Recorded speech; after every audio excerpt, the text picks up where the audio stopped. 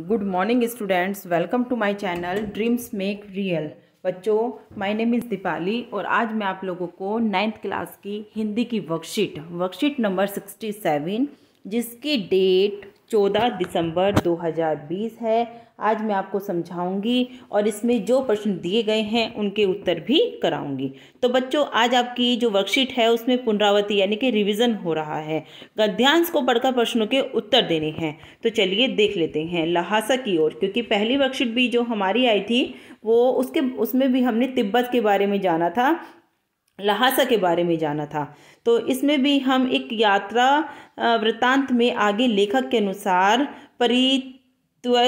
परित्यक्त चीनी किले से जब वे आगे बढ़े तो एक आदमी राहदारी मांगने के उद्देश्य से आया। मतलब परित्यक्त होता है बच्चों जब एक खंडर चीनी किले से जब वे आगे बढ़े तो एक आदमी राहदारी मांगने के उद्देश्य से आया। लेखक ने दोनों चिटे उसे दे दिया। तत्पश्चात उसके बाद में थोइलक के पहले के अंतिम गांव में पहुंच गए। उस गांव में सुमती जो लेखक का दोस्त था, बच्चों इसी के बारे में आज हम पढ़ेंगे, के परिचित लोग रहते थे, जिस वजह से उन्हें ठहरने की अच्छी जगह मिल गई थी।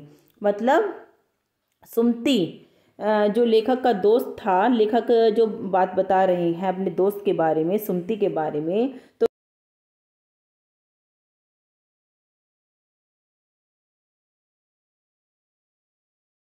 इसका मतलब वो पहले भी यहाँ पर आया होगा, उसकी आदत अच्छी होगी, मिलनसार होगा, तभी तो लोग ने उसको अपने घर ठहरने के लिए जगह दी है। तो 5 वर्ष पश्चात जब वे लोग पुनः इसी रास्ते से लौट रहे थे तब वे भीखमंगे के वेश में नहीं थे।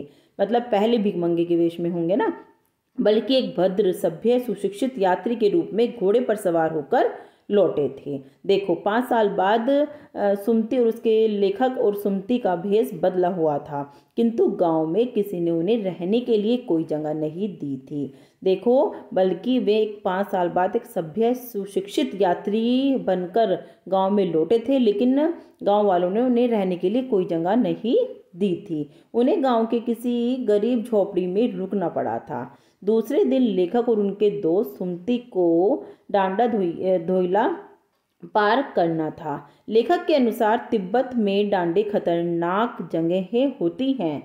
तो 16-17 हजार फीट की ऊंचाई होने के कारण दोनों तरफ गांवों का अस्तित्व ही नहीं होता था।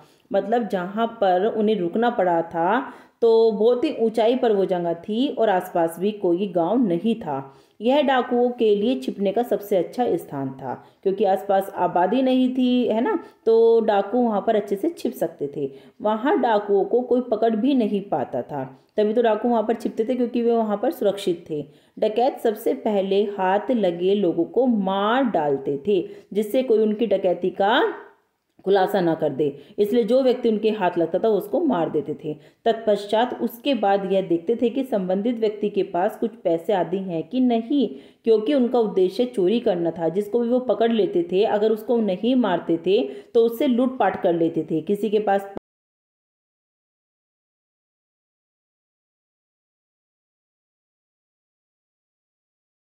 मतलब लोग थे, उनको ये आज़ादी नहीं थी, ये रूल नहीं था वहाँ पर कि लोग अपने पास गन रख सकें या कोई हथियार का रख सकें, क्योंकि उस टाइम ऐसा कोई कानून नहीं था, जिसके कारण लोग लाठियों के स्थान पर पिस्तौल और बंदूक लिए घूमते रहते थे।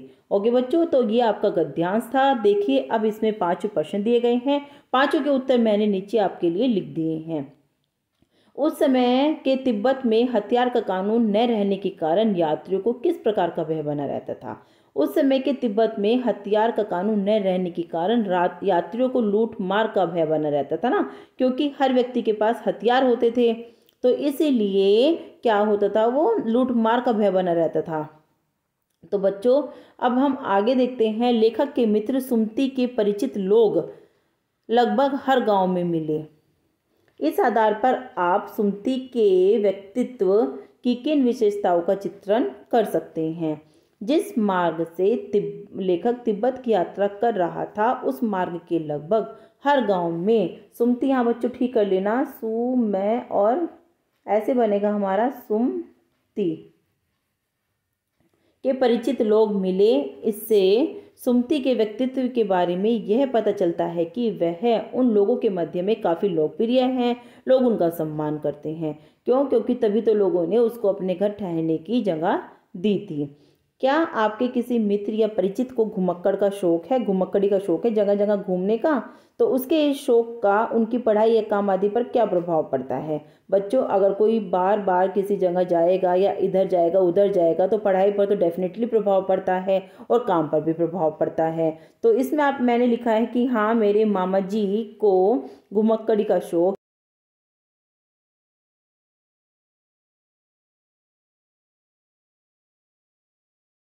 वो रेगुलरिटी मांगता है। रेगुलरिटी, निरंतरता होनी आवश्यक होती है। चौथे नंबर का प्रश्न हम लोग देख लेते हैं। उस समय तिब्बत में डाकुओं को कोई पकड़ नहीं पाता था, ऐसा क्यों होता था? उस समय तिब्बत में डाकू को कोई इसलिए नहीं पकड़ पाता था क्योंकि पहाड़ी इलाकों में घने जंगल होते थे और दूर दूर तक कोई गांव भी नहीं होता था। डाकू को छिपने के लिए ज़्यादा जगह मिल जाती थी।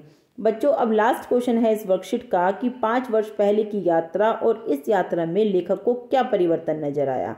देखिए, 5 साल बाद लेखक और उसके दोस्त जब उसी रास्ते से वापस लौटे तो वह एक भद्र, सभ्य और शिक्षित यात्री के रूप में घोड़े पर सवार होकर लौटे थे, किंतु गांव में किसी ने उनको रुकने के लिए कोई जगह नहीं थी। यहाँ तक कि उन्हें गांव की एक गरीब सी झोपड़ी में रुकना पड़ा था।